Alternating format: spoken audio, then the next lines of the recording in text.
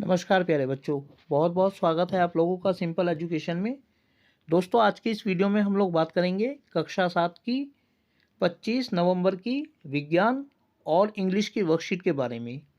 सबसे पहले हम देखेंगे कि इन वर्कशीट्स में हमें क्या जानकारी दी गई है और उसके बाद जो सवाल इन वर्कशीट्स में दिए गए हैं एक एक करके हम उन सवालों के जवाबों को जानेंगे। तो चलिए बिना वक्त जाए हुए हम लोग आरंभ करते हैं आज की इस वीडियो में कक्षा 7 की 25 नवंबर की विज्ञान और इंग्लिश की वर्कशीट के बारे में। दोस्तों, शुरुआत हम करेंगे इंग्लिश की वर्कशीट विज्ञान की वर्कशीट से। और विज्ञान की यह वर्कशीट नंबर 34 है, जिसका नाम है प्रकाश।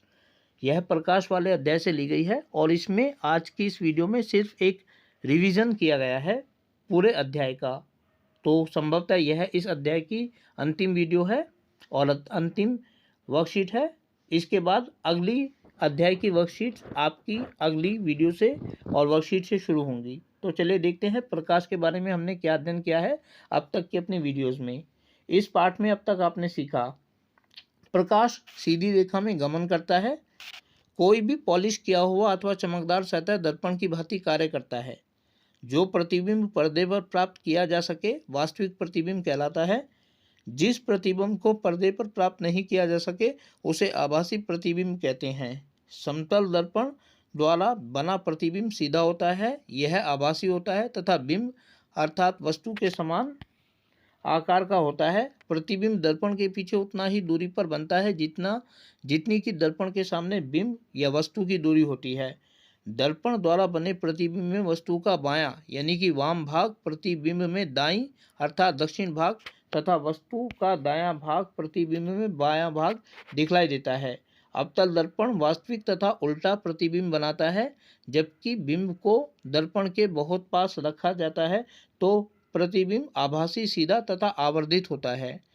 उत्तल दर्पण द्वारा बना प्रतिबिंब सीधा आभासी तथा आकार में बिंब अर्थात वस्तु से छोटा होता है। अब दो चित्र दिए गए हैं दोस्तों, शीशे के या कटोरी हम इनको बोल सकते हैं।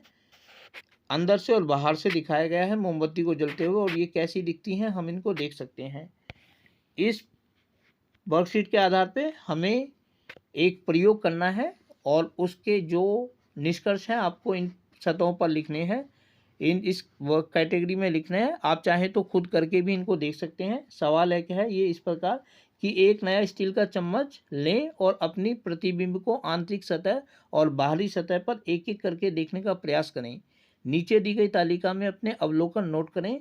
इस क्रियाकलाप को गिलास, कटोरी और अन्य बर्तनों की सहायता से करने का भी प्रयास करें। तो हमें देखना है कि अगर हम आंतरिक और बाहरी सतहों से अपने आप को देखें इन वस्तुओं में तो हम कैसे दिखाई देते हैं, किस दर्पण का काम ये वस्तुएं करती हैं। पहला, स्टील का चम्मच। इसकी आंतरिक सतह हमारे लिए उत्तल दर्पण का काम करती है और बाहरी सतह जो है वो अवतल दर्पण का काम करती है। स्टील का गिलास है, उसकी बाहरी आंतरिक सतह भी उत्तल दर्पण की भांति काम करती है और बाहरी सतह अवतल दर्पण की तरह काम करती है। और स्टील की कटोरी अगर हम लें तो उसकी आंतरिक सतह उत्तल दर्पण का काम करती है और बाहरी सतह अवतल दर्पण का काम करती है। तो इस प्रकार आप इन प्रयोगों को स्वयं करके भी इनके अवलोकनों को नोट कर सकते हैं। तो प्यारे बच्चों, ये विज्ञान की वर्कशीट थी। अब हम बढ़ते हैं आगे और देखते हैं इंग्लिश की वर्कशीट। दोस्तों, इंग्लिश की यह वर्कशीट नंबर 35 है। पिछली वर्कशीट में भी हमने जिस अध्याय का अध्ययन किया था, Ashes that made trees Bloom, उसी को इस वर्कशीट में आज आगे बढ़ाया गया है। तो हम देखेंगे कि इस वर्कशीट में हमें क्या जानकारी दी गई है और उसके बाद जो सवाल इस वर्कशीट में दिए गए हैं उन सवालों को हम लोग हल करेंगे। तो चलिए देखते हैं क्या लिखा है वर्कशीट में। एक फन फैक्ट दिया गया है, do you know that Japan is made up to 6852 islands. अर्थात जापान जो है वो छोटे छोटे 6852 टापुओं से मिलकर बना है। अब देखते हैं क्या लिखा है आज की इस वर्कशीट में। One day the dog came running to him, putting his paws against his legs and motioning with his head to some spot behind. एक दिन कुत्ता दौड़ता हुआ आया और उसने जो अपने पैर पीछे के पाँव थे वो आगे के जो पैर थे उनको आगे बढ़ा दिया और अपनी पीठ की तरफ उसने कुछ इशारा किया। The old man at first thought it PAT was only playing and did not mind it, शुरुआत में वो जो बूढ़ा व्यक्ति था, जो कुत्ते का मालिक था, कुत्ते को प्यार करता था, उसको लगता था कि कुत्ता सिर्फ खेल रहा है और इसीलिए उसने उसकी तरफ कोई ध्यान नहीं दिया। But the dog kept on weaving and running and fro for some minutes. लेकिन कुत्ता दौड़कर भागा और कुछ समय के लिए वो गतिविधियां करने लगा। Then the old man followed the dog and a few yards to a place where the animal began a lively scratching. तो जो मालिक था, जो ओल्ड मैन था, वो कुत्ते के पीछे गया और कुछ गज की दूरी पर गया जहां कुत्ता अपने पैरों से कुछ खरोंचे मारने लगा। Thinking it was positively A buried bone और बिट ऑफ फिश। मालिक को लगा, पूरे व्यक्ति को, कि शायद यहाँ कोई जली हुई हड्डी पड़ी हुई है या मछली का कोई टुकड़ा पड़ा हुआ है। The old man struck his hoe in दी अर्थ। जो जिस औजार से वो अपनी जमीन पर काम कर रहा था बूढ़ा व्यक्ति, उसने अपने उस औजार को जमीन को खोदा उससे। When lo a pile of gold gleamed before him. उसने देखा कि एक खजाना, सोने का खजाना उसके सामने चमक रहा था। Does in an hour the old couple were made rich. इस प्रकार 1 घंटे के अंदर ही वो बूढ़े जो दंपत्ति था, बूढ़े स्त्री पुरुष, वो अमीर हो गए। The good soul bought a piece of land. उन्होंने एक जमीन का टुकड़ा खरीदा। Made a feast for their friends. अपने दोस्तों के साथ उस खुशी को बांटा। And gave plentifully to their poor neighbours. और अपने गरीब पड़ोसियों को दान दिया। As for the dog they petted him till they nearly smothered with this kindness. और इस प्रकार उन्होंने अपने जो दयालुता अब उनके अंदर थी, उनको बढ़ावा दिया, फैलाया। अब इस वर्कशीट के आधार पे दोस्तों जोड़ा हमें बनाना है। Make the following words with their meaning. इन शब्दों को उनके जोड़ों के साथ या मतलब के साथ मिलाइए। पहला है पाउस। पाउस थे जो कुत्ते के पैर होते हैं, उनको कहा जाता है, तो डॉग्स फुट ये हो जाएगा। दूसरा हो a long handle gardening tool. एक लंबा सा औजार होता है जो गार्डनिंग के लिए या जो किसानी हम करते हैं उसके लिए प्रयोग किया जाता है। वाइनिंग, ये है to give too much love and attention. और लास्ट है smothered, making of high pitch cry और साउंड। इसके बाद दोस्तों कुछ सवाल इस वर्कशीट के आधार पर दिए गए हैं जो हमें पिक आउट करना है सही आंसर को। तो read the passage and answer the following questions.